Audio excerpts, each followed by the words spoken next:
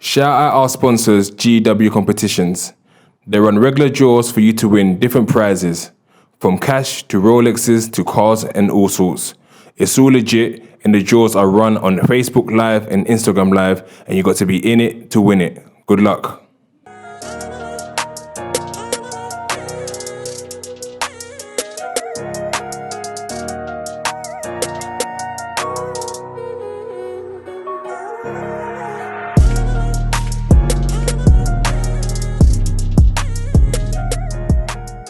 Welcome back, everyone. It's another Big Ego Media podcast. We've got another special guest today, none other than Stinx. Now, you're someone that's known in the old school era of sort of UK road rap, UK street, but many people of a younger generation won't know. So today we're trying to find out your story, who you are, and what's the whole history behind who you are now today. So, how we always start, we'll go all the way back, like where you're from, your family background, where did you grow up? I'm from, my family background, my family are born in Jamaica. So I got like 3 out of the 4 grandparents are Jamaican, and the 4th one, which is my nan, she's from Trinidad. Obviously that's my closest one as well, mashallah. I was born in the Bricks, bro. Yeah. King's College and all that. Okay. Raised in between Brixton and Clapham. So I was back forth. Nanny comes from Brixton, Baghdad. And yeah.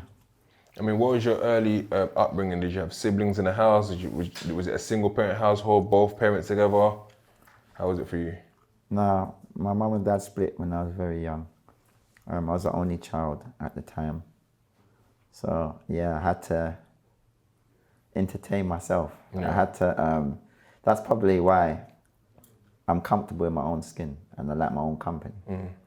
Because I've always had to like crack on in it. When I'm playing my games, you got to use your imagination when you're the single child. Yeah. And how was you sort of academically at school? Did you enjoy school? Did you like it? Academically, I was all right. I wasn't bad in terms of my learning. I was bad in terms of my behavior. Yeah. So there was a time like when I got to secondary and that, how would you call it? You know, I was in the bottom classes and that, and I didn't like that. You know, I'm a man that has an ego and those kind of things. So I thought, right, am I really dumb? You know, like when it comes to cussing and all that, my man might whatever, and woo, and talk about, you're dumb, I was punch him in his face. You know how it goes. Yeah, but I bullied off the argument rather than showing that I'm actually academically smart, intelligent. So what's happened is that I've then started working really hard in terms of my academics and that, and really up my levels. But in terms of school, got suspended from primary school, suspended again first week of secondary school, kicked out of secondary school in the 3rd year, caught my first ever case in the Crown Court from school in the 3rd year. Used to sell drugs in school, had a school teacher that used to buy food. Right, a teacher used to buy food for me? Yeah. So, yeah, it's mad, isn't it? School was kind of remind me of prison. Yeah. Yeah. I mean, why so? The same kind of behavior. You go there, no one knows who you are at the start. You got a little bit of a rep. You find that due to your rep, people have a tendency to want to gravitate towards you. You might be good with your hands. Fist up couple man, name starts to pop. Gal. Well, you don't really have gal in prison, but it's the same type of thing because I was at all boys school, so coming like jail. Gal come and visit you. Same thing. Gal come. So I mean, how was the discipline at home then? Because it's something that you just on the road now being wild. Did you feel that your parents couldn't control you? Did they find you a struggle to, or because you lived in a single parent household, you just left your own devices? It was easier for no one not to notice what you were doing on the streets. Mummy's 10-10. She doesn't ramp. Old school morals. Step out of line, she'll smash me up. You know the thing already, bro. Like, mommy was vicious, little, but she was serious. You know what I mean? There, always trying to encourage me to do better, always teach me better. Mommy went uni. I said it in a song as well. Yeah, Pops was a gangster. So there's the two sides, the good and the bad. That's there, and don't get me wrong, Pops wasn't trying to teach me to be a gangster, but he wasn't hiding it from me neither. So, you know, as a kid, you're always going to be attracted to which is most colourful and is deemed to be, you know, innit? Like, it's popping, innit? Yeah. So, that being said, yeah, I've seen that from Pops from a little youth because I was out there with him when he was grinding. Let's say like the paid in full era. When you lot saw how Mitch rolled up with the gold BBSs and the Saab, and I saw Pops roll up like that. Okay. 22 ounce chain, whipping it in the kitchen, looking for his machine, knowing he's a booter, dripped out. I understand, and obviously mum on the other side, she's running a marathon, so that's a bit more of a struggle in that. You know, so yeah, alhamdulillah, I always learned from mum. I always knew what was good, what was bad, but I just chose to be bad. I mean, you say most times when kids first kind of go into jail, they might have passed the whole year 11 things. When you're like 16, 17, that's when you kind of catch up with your first kind of big cases. But you said you had to go Crown Court in year 9. I mean, talk us through that. Like, what happened, if you don't mind? 9. Yeah. It was 9, isn't it? Yeah. You know, yeah. It wasn't really, I don't think it was a big case. It was just like some assault. GBH, ABH, something like that. The geezer, I don't really like to talk about it because alhamdulillah he's Muslim. Yeah. I've seen him since as we've been older, and alhamdulillah, you know, it's my brother in Islam. Anyone that knows me know that I don't really play all that. So yeah, I have seeked Tawbah, you know, giving him my apologies and that, because really, yeah, you know. Did you have to do jail time? Nah, caught a fine and suspended sentence and whatever, but yeah, man, it's me and my dog at the time, and yeah. I mean, so growing up, I know your dad was a big motivator for how you chose to lead your life at the time. But growing up, where was you sort of living locally, and who were the people you was looking up to in the local area, and how did the name Stinx come about? Free Pops. Okay. The name is Stinx from my baby. Okay. You have to ask him the story, bro. But that's his thing. You name it from a baby. I hated the name. Yeah. I still hate the fucking name. It's stuck for Allah. Like, who wants to be called Stinx in 2021? But it is what it is. You know, they say but it's a name that's stinks. well known and respected, Yeah, right? you know, and alhamdulillah, do you know what it is, yeah? One thing that I find, Bobby, yeah, with names, I don't really care about the name. It's about the person. You know, you or I, you can't allow the name to carry you. You have to carry it yourself, you know? And alhamdulillah, we have a name such as Stinx that some people may even consider naming themselves today. It's kind of amazing because I hate the name. It doesn't sound like it represents anything good to me. Yeah, it's all this what it is. But alhamdulillah, for the mere fact that, as you said, it's known where it's known and how it's known.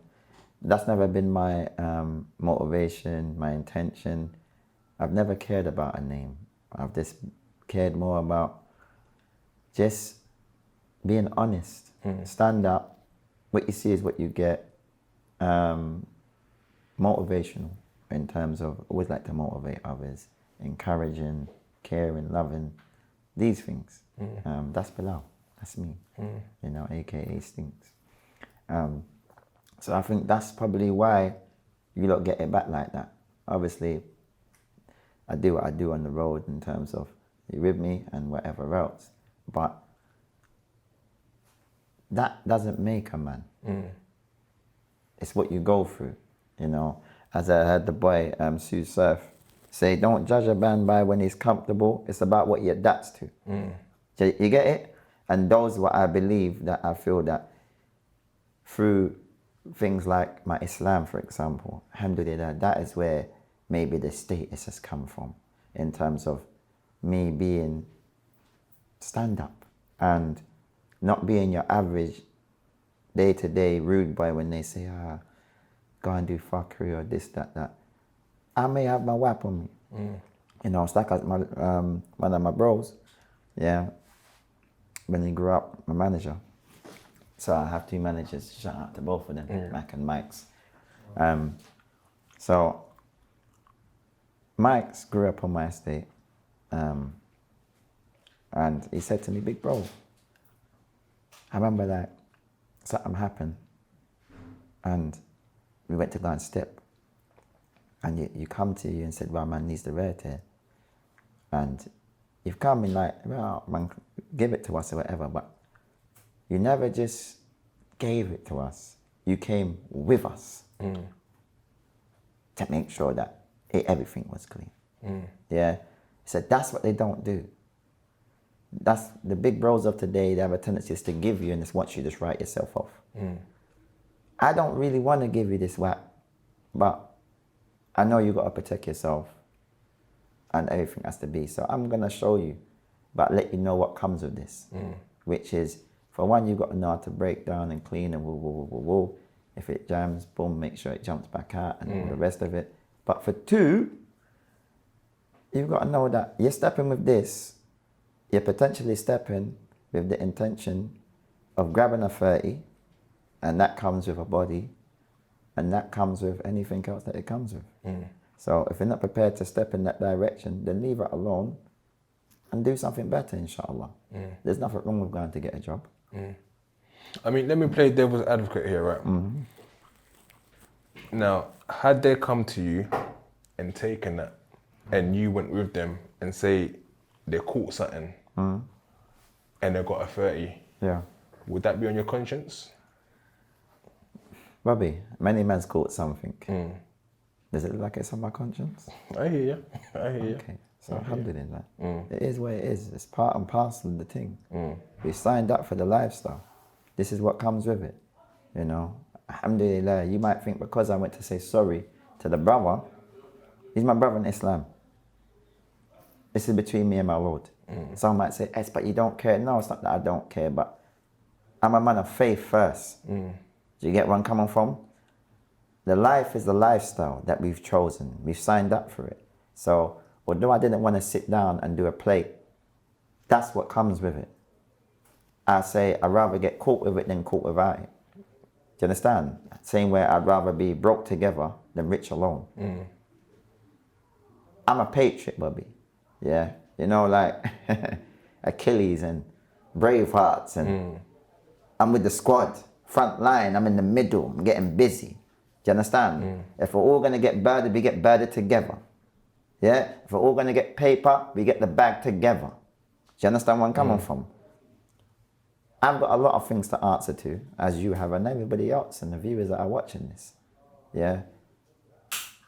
I'm never gonna tell no little you or nobody in this world lay down anything. Well, I will tell you what comes with rising it up though. So if you're prepared to hug this bird and everything else that you've got to hug, and maybe not even have a conscience, because having a conscience and regrets and these things, this is all part and parcel of the makeup of a human being, isn't it? So when you have to remove these things from yourself, it somewhat kind of makes you messed up. It can have a major effect on a person's character. We know that we're living in a time that's already no one knows who they are, because the whole world suffering from an identity crisis. But alhamdulillah, for you to know that this is who I'm prepared to be and this is who I'm going to be for the rest of my life, and this is how I'm looking to die, and then you've got to know this is what you signed up for. Do you understand where I'm coming from? And hence the fact that when we see people coming at the other end of this, they're not the same. Do you understand where I'm coming from? Alhamdulillah. I mean, going back, looking through the old school rap era DVDs and YouTube stuff, you were someone that's very prominent and the whole OC thing started with kind of your movement. I mean, how did that even come about in terms of the name OC and then also that movement? Because I remember a few years back, I'm looking at on Instagram and you got like an old school clip of you with a gun sort of thing. And at that point in your life, was it a thing that where there was no care? It's like there was, you know what, this is who I am. This is how it's supposed to be for me. You know, them days, it's mad. Forgive me for smiling. I kind of miss those days. Okay. I'm not gonna lie to you. Okay. And you No, know, I'm not gonna cut you. I'm not gonna cut you. I have but to touch on I understand it. what you mean. Now, why do you understand what I mean? Why do you think I miss those days? Because it's kind of that, as a young person, the excitement that it comes with it is something that you make you feel. For me, at the time, you feel like you're part of something. You feel like you feel like you're loved, because you got this whole kind of circle and you guys. But looking on later on, you realize, were these really my friends, or were these really people that was a bond? I don't know. I find it exciting when we used to go around and go and do things. Later on, you have your regrets and think, what the hell was I doing? I don't know. That's my part in it. But you tell me why. Me? Well, me, yeah, different still. You see me? I miss those days because everybody knew where they stood. Okay. That's it. So you see all of this shit that we're seeing today, and everybody acting how they acted today. Everybody knew where they stood. The boot was open like a 7-Eleven. Anyone can get in. You know, like the game of lottery, it could be you. 1, 2, 3. That's what I miss about that. Yeah? I don't have any regrets for nothing. And that's the truth, bro. That's just me. No one look at me how you want to look at me. Like I said, I want to do better. Yeah? That's what I want to do. Any regret that I hold is a regret that is displeasing to my Lord. That's it. In terms of me and my day-to-day and the road, I don't give a fuck, bro. And I don't. Where's the camera? I don't care. So this is what it is. Now, moving forward, I feel like back then, the OC and everything, it all came from encouraging and striving to do better. So this is now you see why I don't regret. Because I wasn't trying to do worse. I was trying to do better. I'm coming from a mashed down estate. Nothing's going on. Pissy staircases. People are breeding before they should be even having sex. The place is just in turmoil. Do you understand where I'm coming from? Yeah? We know how to trap before we know how to actually do our maths. Yeah, these things. Like, this is what we're doing out here. Yeah? OC. What's OC? Organized crime. We're criminals.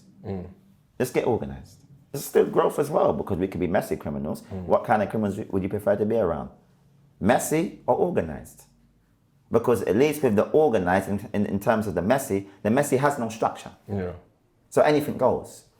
Organized is an organization, there's structure, which brings rules, regulations, these things. Do you get it now? Now, we've had this. It never just meant organized crime. Another abbreviation for the word was one chance. You've only got one. One life, one chance. Make it happen. That was the whole music movement. Not gang, music. Because we are who we are and we do things the way we do things, we have a tendency that whatever we have as a collective, we're going to bring our way to it, put our spin on it, innovate it, take it wherever it needs to go. Yeah? But with that type of a step, then becomes the whole gang notion without even realizing it. Do you understand where I'm coming from? Because we're a movement, yeah, that was trying to do better. But when you're a movement that's trying to do better, especially when you're in the public eye, people want to test you. So if you're going to test the movement to see how organized we are as criminals, then alhamdulillah, at your own risk, go for it. Do you understand where I'm coming from? Now, we're stepping out and we're also playing on the field. I don't want to hear nothing because it was fine. We wasn't put on this earth to be bullied. I don't care who you are, bro. I respect everybody's movement and what they're doing out here. If a person is on the receiving end and then he jumps out and says he's going to do whatever, you can't then look at him funny because that person was poking him, prodding him, poking him, prodding him. and he went boom, or slapped him over, or whatever. Why are you gonna say he overdone it? Why the fuck was he touching him in the first place, bro? Is it right though? No one doesn't know what he was going through and why he did that. Everybody just likes to look at one side, one perspective. This is not how life should be. There's a whole spectrum here, bro. Do you understand where I'm coming from? So when we're looking at this, look at it from one side. We can say to everybody, lay down your weapons. Don't do this. Don't do that. He's in knee deep now. So it's like I spoke to somebody, because I'm involving myself in the whole youth work type side of life, because that's my give back, inshallah. I want to encourage them to do better. But it's like one of the colleagues that I spoke to, big shout out to Hash, he turned around and he said to me, one time there was a situation and there was a young boy and I was encouraging him to like put down his knife and whoa. So he put down his knife one day and man jumped out. You could have died. He said, alhamdulillah, he didn't pass, but that was also on my conscience. Now how would you feel about that, Bobby? You've told the man to put down his knife, he's put down his knife, he stepped out loose and got whacked. Do you regret that? You know, I'll answer that question this way, right? I say if you feel in the first instance that you now need to carry a knife in order to protect yourself, if possible, not everyone's always got the capacity, but if possible, remove yourself from that area of danger. So if this thing is happening in Brixton, speak to your mum. Say, Mum, it's looking really peak for me out Bobby, here. don't politician me, please. No. Bobby, you're a politician. No, I'm saying, Bobby, I'm looking at it from my angle now. No, but yeah, I just asked you straightforward. You did devil advocate with me. Yeah. Now I've returned the favor. Yeah. If an individual, you said to this you have time. It'll be on my conscience. It'll be on my conscience. That's it. So it's a double-edged sword, right? Right? It goes both ways. Yeah. So the difference between me, you, and everybody else, I will never tell anyone to lay down anything. I will tell them what comes with when you rise up these things. Then you decide within yourself, as well as your gut and knowing your environment and what's going on for you, how you should then do things. Then you may turn around and say, after what you spoke to me, I was thinking about I want to do things differently. Then we can sit down and possibly brainstorm, like you said, moving out of the area, hanging around with different pairs, stepping about it, looking for work over there, woo. These are the type of things. People stop trying to make it cut and dry. Yes? You can't tell me as a man that's just done a life sentence, come out and do this. No one not tell me nothing. Did you do a life sentence? This is the question I'm asking. But you done a big bird, Bob. Hence the fact why you got me here. Relatable. You know what it's like to do over a certain number. Yeah? And you know once you hit over that 5 mark, you know how that feels. Everything's different. Now imagine when you hit over the 10 mark. You was nearly there. Yeah. Horrible. That's the time you say, fuck it, I'm here, innit? You've done over 10 years, you're just in jail, innit? How long did you do altogether in your sentence? On that one time I done 11 years. Yeah. But I didn't have 11 years. I had 4 years. Yeah. So that 11 felt like I'd done 22. Yeah. Because I didn't know when I was ever going home. It was the IPP sentence? Yeah. And what was that for? Abana. And what, I mean, for them to give you an IPP sentence in those areas, I just say that wanting to see that you're a danger to the public, would you say at the time you felt as a danger to the public? I mean, you wouldn't, but do you understand why they maybe thought of giving you IPP compared to, because other people may be caught with a gun and get 5 years at the time due to? They gave me it based upon intel. Intel is based upon reputation. So that means my reputation, the same name that you spoke on earlier, now do you get why I can't stand the name? Yeah. Because that was the hindrance of my growth. That was the stagnator right there. Because of your intel, reputation, and these things, I wasn't able to elevate in my life. So I didn't get punished in accordance to what the crime was. I got punished in accordance to what the intel says. Yeah. That is bullshit, Bobby. That is inhumane. I mean, before you even went to jail, let's touch on just on the music side of it. You was doing music at the time. The hip hop era of UK, especially London, was really starting to buzz. I mean, what was the time when you decided, I'm going to try and do this rap thing? Was it music something that you always decided to do? I liked music back in the days. From a youth, grew up in it. Mummy, nanny, you know, you get up in the kitchen in the morning, you just put it on naturally, bam, radio, you know how it goes. So yeah, I've always been into it. Pops was cold as well. And his right hand, when I was growing up, was Smiley Culture. So that was like an unks to me. Well, that's an unks, isn't it? It's one of our unks, is then. Big shout out to his son, Young Don. And it's like, yeah, we always had that influence. And it was me, Young Don, Asher Senator's son, Chris, big shout out to Pops. We were supposed to perform in Brockwell Park when I was a little juvenile. Yeah. I can't remember what the song was, you know, but we had a little thing I go on, and I ended up going to hospital for my appendix. I nearly died. I had like 7 minutes to live or something, Bobby. Mad still. Subhanallah, yeah. Mash up. They all gave me the metal stitching. Never seen those before. Like, it's mad. Couldn't walk and that. I remember I come out and I really wanted to do this thing. And then I went to see it, like, them do it. I was supposed to be on stage with them. I remember I wanted to be on stage. I'll never forget that. Like, I wanted to do it. You understand where I'm coming from? Obviously, leave it for a bit in school. Jungle came out. It was cold, Bobby. Cold. Yeah? Yeah, I was cold. I was cold. Remember, I'm getting bread, you know, right then. So remember, I've got things to talk about. I've got food. I've got school teachers buying din-dins off of me. So you know what time it is. Yeah? My thing's cold. Then I've got flipped it on the head, left it for a bit. What have I did from there? I've then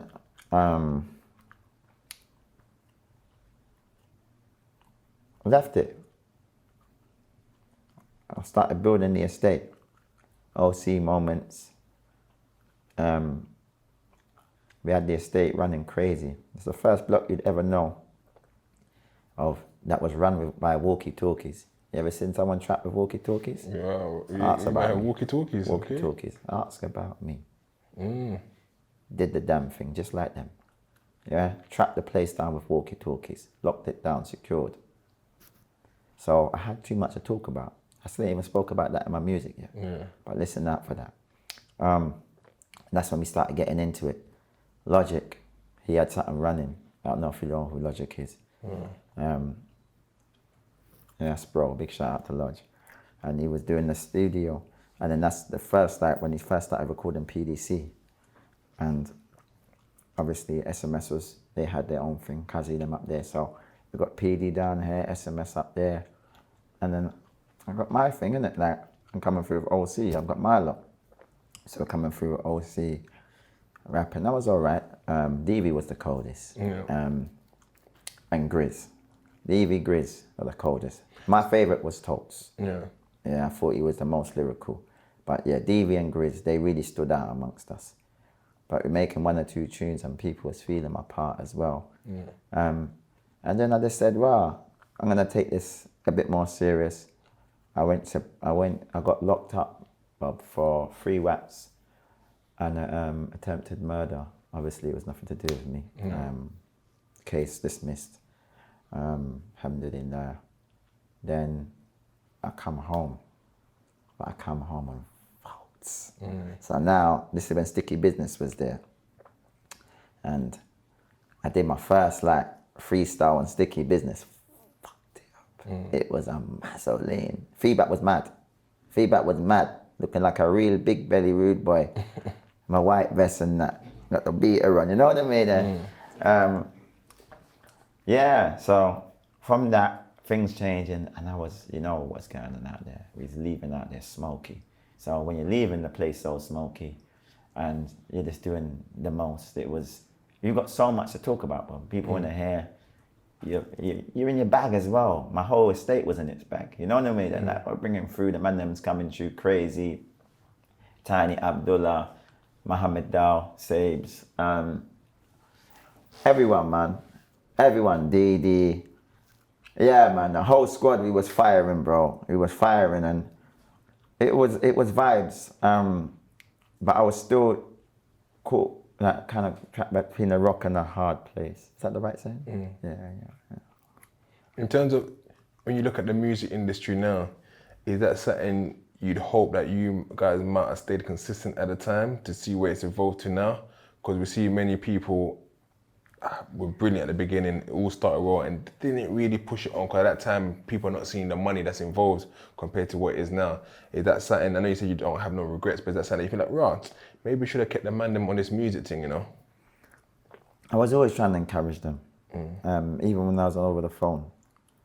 You know, free Buzzy and Mad Ants and the other brother, Kess and Cruz.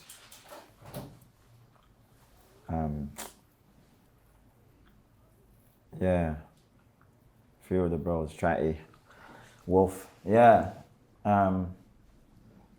Inshallah if I missed it. Yeah, lots. Yeah, three of the bros, three of my little bros, man, I love them bad. And I was always encouraging them when I was in the can. And I used to speak to them, because obviously I had a phone. And I used to talk to them. And I explained to them, look man, you don't have to do the bad. Do something better. Inshallah, you lot have got mad talent. Do something better, isn't it? And they're all in jail, doing double figures.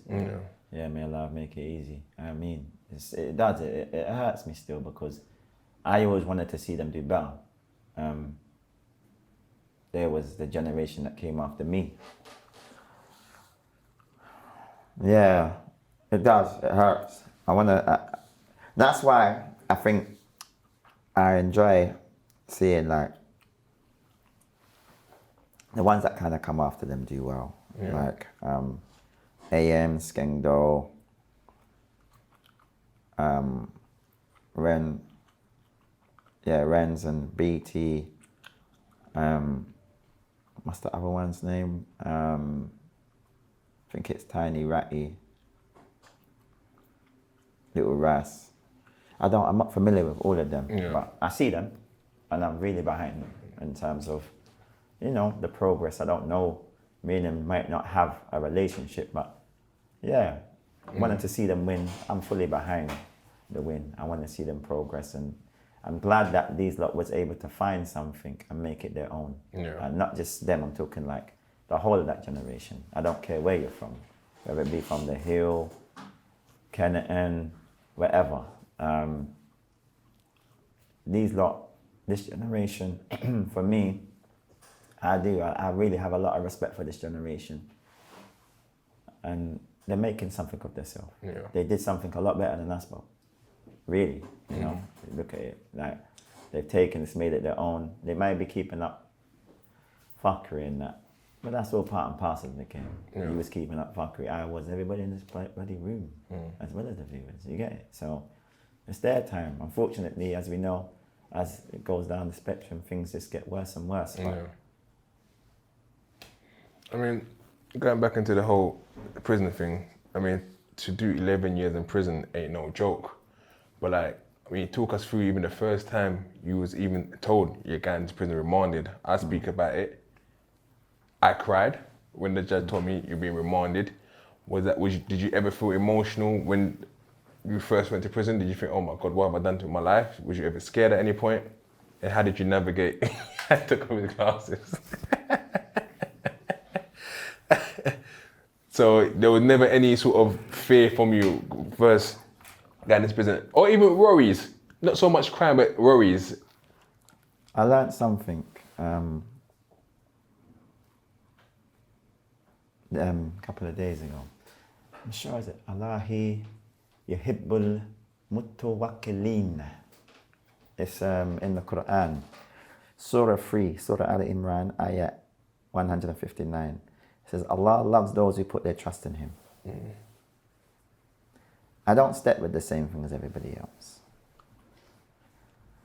Hasbunallah wa ni'mal wakeel, Bobby. God is sufficient enough for me in the best disposal of affairs. So if I get a slight jitter, that's where the jitter gets removed. I don't feel it because I will make a dua instantly. I put my tawakkul in Allah. Put my trust in God. When you don't have that, I understand why people are all over the place, because we're living in emotional times. I step with yaqeen, with certainty that Allah is the greatest and no one can't do me nothing. It's like there's a hadith and a hadith is like an authentic tale, there's a training narration, there's a source, there's a way it's done. I can't get into all the science of it. We'd be here all day. But basically it's something that the Prophet Muhammad, may peace and blessings be upon him, either said, did, approved of. You with me? And he once saw someone, may peace and blessings be upon him, and said, "Oh boy, I'll teach you a few words. When you seek help from God alone. When you put your trust in God alone. Know that if all the people was to gather together in order to benefit you with something, they could not benefit you with nothing except what your Lord has decreed. And if we was to all gather together in order to harm you with something, they can't harm you with nothing except for what Allah has decreed.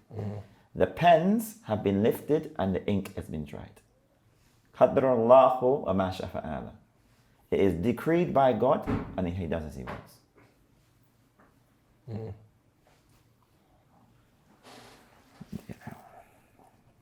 I hear that.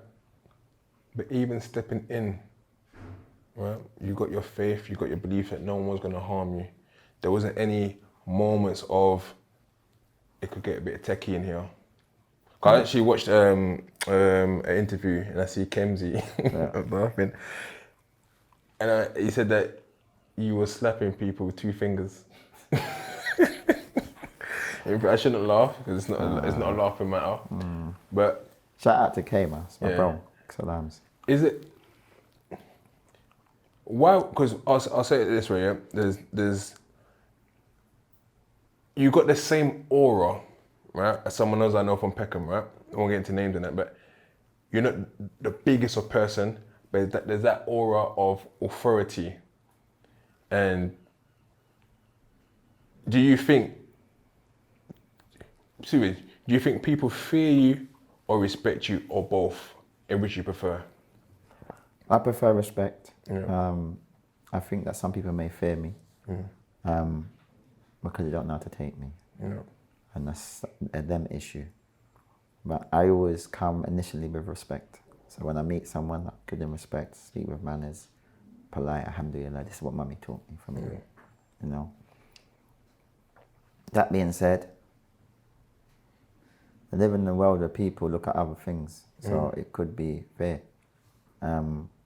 But like asking me these things are a bit weird, but because I don't think as much as myself as some people may think as me.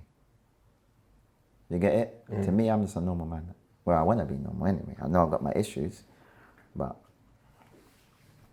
yeah, I just do what I do. I don't sit down and think that I'm better. If anything, I'd think I'm worse than somebody. I don't think obviously I'm bigger because I'm small. But I'm not here, and my Lord has not put me on this earth for no one to bully me. So don't fucking touch me. Say what you want to say. Inshallah, it's the right day when you say it to me too.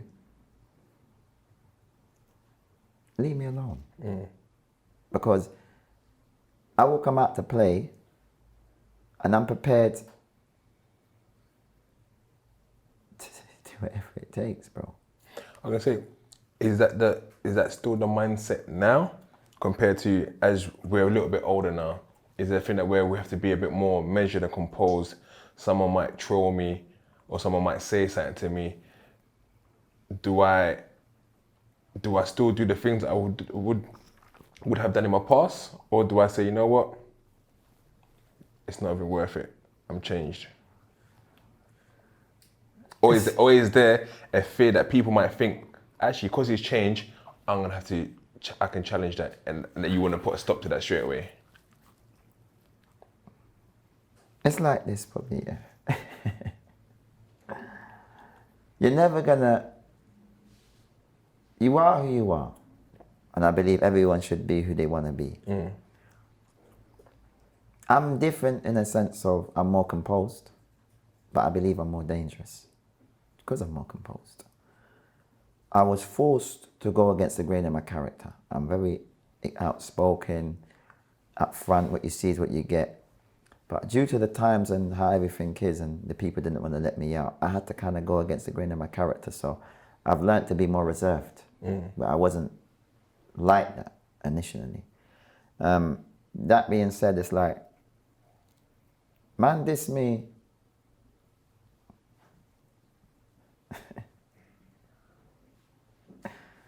You know what it is, man. I don't want no trouble, innit? That's the best way I can tell you. I don't want no trouble. Yeah, it's what it is, man. Alhamdulillah, it's all part and parcel of the thing, bro. Yeah. You understand? So I see Islam has played a major role in your life. Is that something that you was always part of, or is it the religion that you come to learn from, and how did you come about? Well, I just did an interview on that. Yeah. So I'm not going to go and shed too much light on it because it's for the interview. But yeah, my auntie was the first person that I knew as a Muslim. My auntie Kamara and auntie sister Fatima as well. Rahimullah, may Allah have mercy on us all. Ameen. So yeah, these were prominent figures in my life that was Muslim at the time. But yeah, I took Shahada in 2004, January. Yeah, man, best thing that's ever happened to me. Allahu Akbar. Again, so going forward, so you got the 4-year IPP, had to do 11. When you finally came out, the world has changed dramatically compared to when you came in. How did you adapt originally, and did you find it a struggle to adapt with the new world? Yeah, it was mad, Bobby, man. It was crazy. I went away before YouTube was invented, bro. I mean, nothing about Google. And I come home and there's Snapchat, Insta, Facebook, Twitter. It was all mad, like. I remember, like, I just remember, like, coming home and seeing how everything was. I don't know if I told this story the other day, but I remember seeing a girl. I did the build that was nuts as well, you know. It's the first time I was on that home leave and that. I looked kind of suave. Well, I thought I did anyway. Yeah. I had my little, what do you call it? My little Ralph thing, and my little Ralph is it called car keys? What are they called? Yeah, car keys, yeah. Car keys, and my little Louis, Louis Vuitton runners, whatever. Big shout out to Kazi, Crep bought them for me. And I was out there, innit? I felt half drippy, little bust down, and you know how the thing's set everything. So I rolled up to home girl and I hopped out the car, went to go and chat to her. And bro, you see when I got right in front of her, I just froze. Ladies, man, you know. Joke, man, you know. The confidence gone. Listen to me. I looked at her in her face and I cut like I stole something. Yeah. I just went. I just looked and just walked off, and I realised how damaging that place was to me in terms of my confidence, self-esteem, these things. And it's kind of replacing everything with aggression.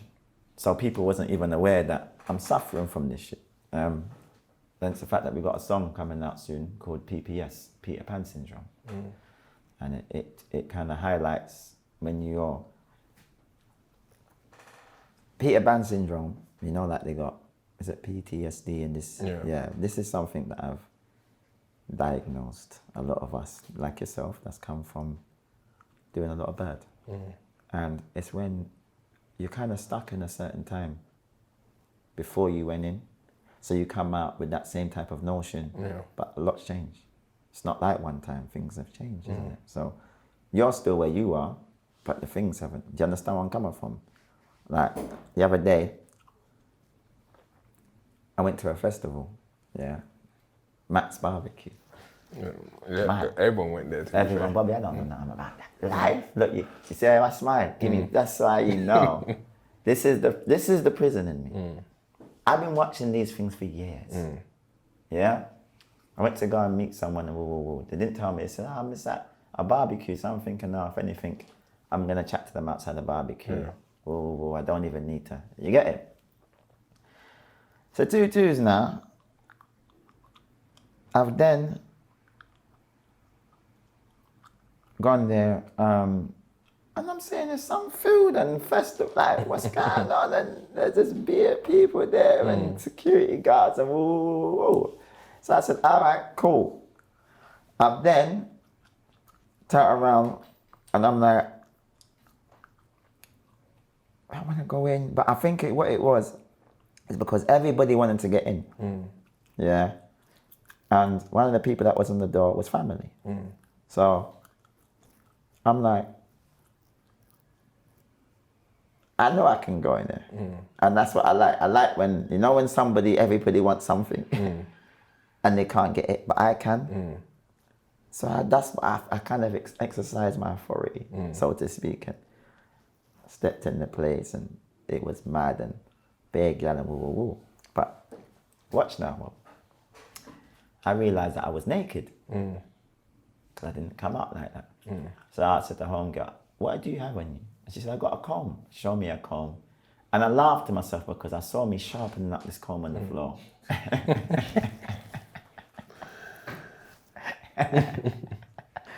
Yeah, and that's it just doesn't leave you like that, and that's how our minds work. Is it because obviously I don't know the history of who you may have issues with, right? But does it get to a point that where, like for me, for example, I can go to those places and I feel personally I could be naked because I don't feel like, my missus is always kind of paranoid. She's like, oh, be careful when you go there. And I would tell her, you know what? Be honest, if anyone wants to harm me, it's a their issue because I have love for everyone. I don't think there's anyone. Whenever anyone sees me, yo, Bobby, big ego, so on. So, do you feel that it's still, is it paranoia of prison, or is it that you feel there's still issues that needs to be watched out for? There's everything, Bob. People, we're in 2021. Someone's looking the stripe. They want clout, you know. They will get clout off of you and your big ego. That's the reality of the situation. That's it. I'm not here for no one to get clout off of me. I'm not. But I mean, going forward then, music. What is it that you're looking to achieve with your music now? What story do you want to tell? What is it that people need to hear from you now? Oh, now, I think that everybody needs to see that I'm a human being. A man that's coming from a very dark place, but a very shallow place as well, but has a lot of depth to him. I represent a lot of what I believe I represent. Positivity in terms of elevation, growth, doing better. These things mean a lot to me. Simple man as well. I like simple things.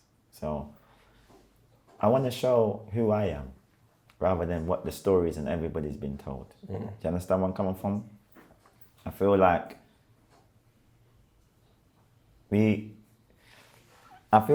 today is very much what social media is. So you can see a person on social media, but you don't even know that person. But you feel like you do because you've seen them frequently and how they engage and how they act. But that's what they chose to show you of their life or that side of their character. Do you understand where I'm coming from? I'm trying to show you me. You know, this project's called By Any Means. The reason for the title, it represents see Malcolm, Malik al-Shabazz, Malcolm X. He was coming from a very serious past, and he brought something that was remembered all of these years today. And what was his thing? By any means necessary. This is by any means. When you're trying to make that transition, you have to be able to step with that by any means. This is why he had the impact on the world like he did. So it's not just, this is a project that has substance and inshallah can even encourage some people to want to do better or feel like they can step out with chest and say, you know what, I need to pattern up and better myself. It don't matter where I'm coming from or how much better I've done or how much people, whatever, yeah, you can still do something better. You can still elevate, inshallah. You know, there's a means to an end, innit? And yeah, this. Any collabs you should look forward to in the album that you can talk about? I've got my brother Oz, you know, it's my pony fight. Yeah. You know, big shout out to Oz, love you to the bone, Ak. Biz, Boosie, you know me and Tiny Boosie is very close. Yeah. Biz and, yeah, all my ones. Everyone I'm going to be saying, Meneda, bro, love him to the bone. You get it? Who else is on there? My little brother, Raf, GQ. Look out for him. Flesh and blood. So you already know. And is it easy for you to just get these collabs because everyone kind of knows you and respects you? Because it's like, yo, I need a feature. Yeah, come, that's big bro. Let me jump on. Does that make things much easier? Yeah, I think it's just the brotherly love that we've got. Yeah, because look, Clitsy's on there, Frasser's on there. I think I said everyone. Yeah, it's the love. It's love, you know, like, you met me. You tell me off of your first impression. I'll tell you the truth. When I met you, it was in Rochester 2014. It's very calm, very mild-mannered. It was in the computer room. There's music room there. Very joking. You joked around a little bit, but it's only until later on now when I'm seeing the videos online, I'm like, oh, swear that my man's like this. So very chameleon-like, in where you adapted to the situation where you was and you was very calm. But I guess another thing, I wasn't on your wing. Because when I see the Kemsy thing, he said on certain wings you're doing certain things. So I guess you're someone for me who then adapts to the situation and maybe assess it, because I always saw you as a calm, mild-mannered person who was very cool, very polite to everyone. You engage with all of us inside that computer room. So that's what I remember. Later on when I'm seeing stuff online, or even I'm doing before this interview, I'm looking at things, I'm like, swear down. You know what? I'll tell you one thing, yeah? That's my character. Yeah. I will box a man in his face calm and politely. I will take him around the corner, discipline him, ask him if he's okay, nod his head, box him again, then bring him back round, and we shake, and that everything's normal. Why so serious? Why does everybody have to make everything such a big thing? Who I want to be is calm and polite and respectful. That's who I want to be. So I don't need to jump up and down and cause a scene about everything. Do you understand where I'm coming from? I hear that. That is all part and parcel of the game. So we got to go and do that and dust off my man, then that's what we got to do. But then it's back to what you got to do, innit? Like, that's not the main focus. The main focus is this. It's like a juggernaut. Whatever comes in your way, you run through it. If it gets crushed in the process, it's up to it, but it could have moved out the way. It saw you coming. Do you understand where I'm coming from? You're not going to see that from me, Bob. I don't have a reason to be doing all that, and I don't get it. It's like I said it the other day, like everyone's doing this thing and for the snap. I don't get what's so exciting. What's so exciting? If you see me running down a man or whatever, and whoa. What's exciting about that? Enough of the people can't even live with half of the things that's going on. Let's be honest. Like, the little youths are doing a lot of things and catching bodies and woo, but you lot are going boom and looking away and doing what you're doing. You're not even looking at the man in his face and his eyes. We grew as men, Bobby. You get it? So this whole thing, when you just want to be normal, you don't have a reason, you have nothing to show in terms of the hand that I want to show you when I meet anybody in life is be polite, because that's what I want back. How you doing, sir? Good afternoon. How's the family? This is me. And it would be genuine, inshallah, because I wouldn't be asking if I didn't care. But, Bobby, I did a lot when I was there. When I used to see me come in that place laughing and joking. Yeah. But you become accustomed to a certain way. It's like when I was in Thameside, I hate that place, you know. Like, that's what made me say I can't do this no more. No more prison. Too much juveniles there. Everybody's a super duper rude boy, but I realized their thing was very loud. Like, it was very, like when their thing was going off, everyone knew that they was having this beef. Yeah. When man's trying to visit you, beat the shit out of you, clean you up. Yeah. You want to act like it never happened. You know it happened. I know it happened. But I still got to get home, you know. I'm a lifer. Like, come on, Bob. One time, when I was in there, some geezer, smoker, whatever, started giving it, whatever. My bro was still alive at the time, Billy, from the west side. Rahim Allah, may Allah have mercy. Mozart. I mean, yeah, that's my bro, man. Got mad love for Billy. Bilal.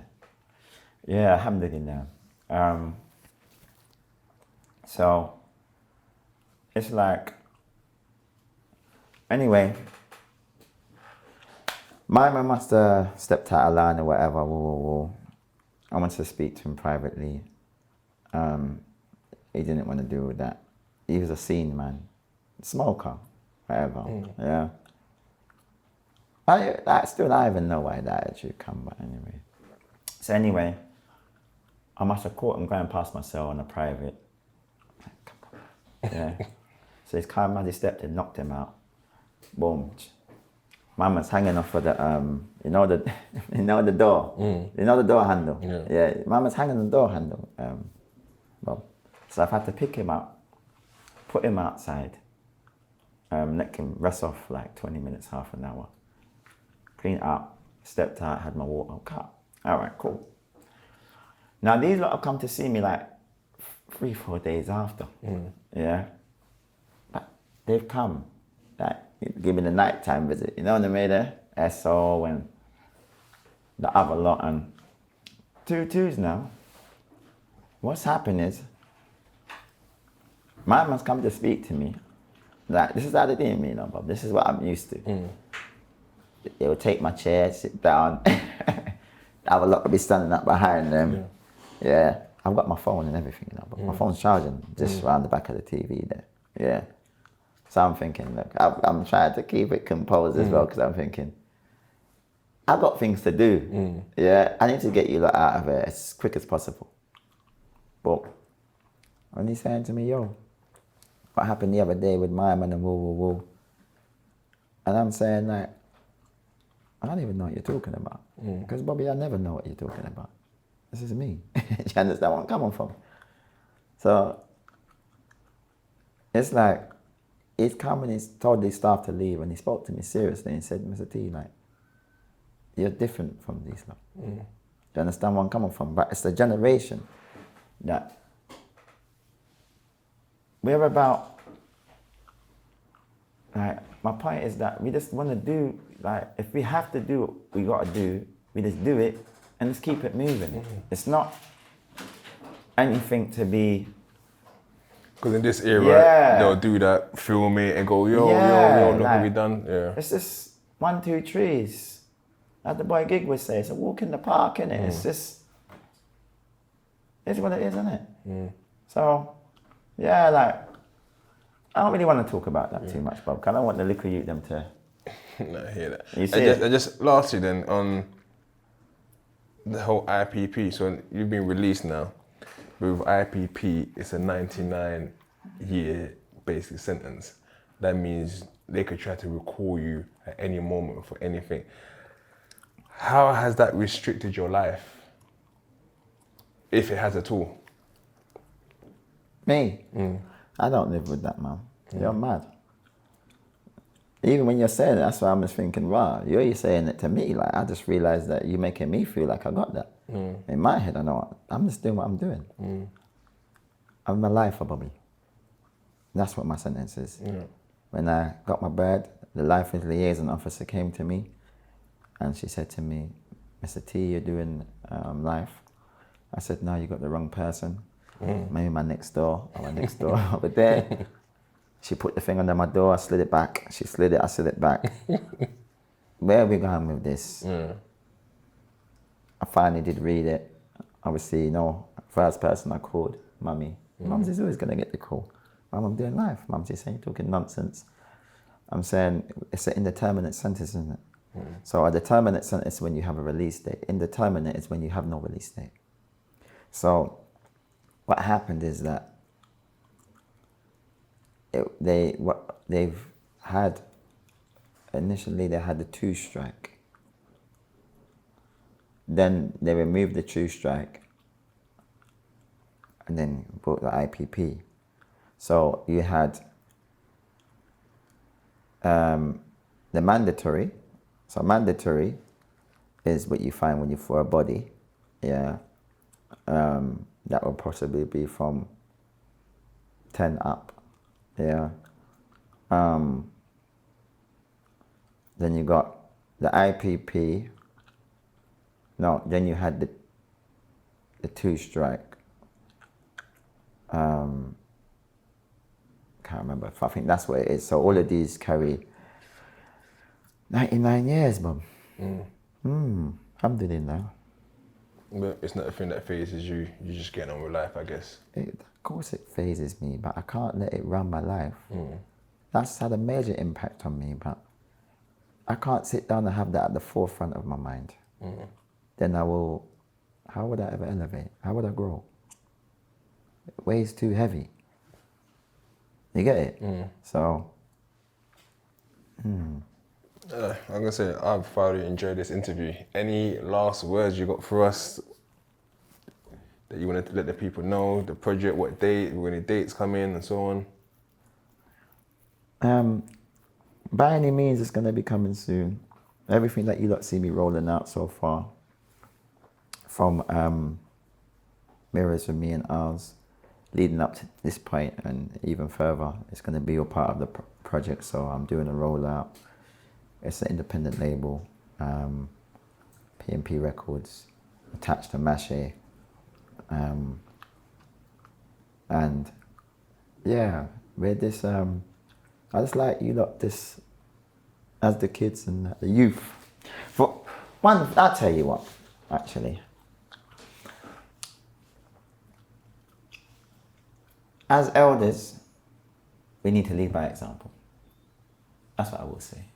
A lot of you lot that maybe even still feel like you're young, you lot are old enough now to lead by examples. The ones that have really made a transition publicly, musically, and really attain that musical wealth. You lot lead by example, because you lot are seen as gatekeepers, and you lot can, you know, like the Stormzy's and Daves, and remember, these are like, what we call them, the elites. Yeah, I like what Stormzy does. I'm not even gonna lie to you. Helping the youth them with scholarships and things like that. These are the kind of things. Dave the other day giving back and giving some rollies, and so what? I don't care what anybody thinks. All the youth would love a rollie. Big shout out to Dave. Big shout out to Stormzy. More of that needs to take place. When you do these things, it makes the youth them realize the value of these things. They're not as valuable as you think, because you've got people like me and you giving them out. Do you understand? Because you don't have to kill each other for it, inshallah. Do you understand? And you've got Storms on the other side showing you, educate yourself. I will pay for it. So I think a lot more of this needs to take place. Festivals and things that we hold from them. And we need to take more time and talk to the youth and encourage them to do better. The place is in a bad state. Back in the days, it was more difficult to be a bad boy than it is now, because you had to go and, first and foremost, you had to have the link to be able to get the WAP. Then you got to make sure that you can get the T. So the WAP might not come with the T. You know how it goes, Bob. Yeah. So it was even difficult. And after all that stress, you might not even want to be a bad boy no more. Do you understand where I'm coming from? Now you can go to courtesy of Mummy's kitchen and you're made, you're a driller. How enough? I hear that. Yeah. So it's like times are different, but I accept it, the times that we're living in. But I just feel that we can do better. And there's nothing wrong with trial and error and getting it wrong. You know, you get it wrong, make it right, inshallah. You understand? Your past is your past. Own it. Take accountability. And if there's anything that you can gain about your past, is trying to make the present better than your past. Not just for you, for others also. Be a man. There's a lot of males, but there's not enough men. Do you get it? Too feminine. Focus on the bag. Love your family. Love your loved ones. Because we're going to die. And try to prepare yourself to die in the best of states, inshallah. In a state that your Lord is pleased with. You know, we haven't been put on this earth to please people. We've been put on this earth to please our Lord. Whether you're going to believe it, like it or not. No one didn't create themselves. We was created. And that there, guys, is a Big Ego Media podcast.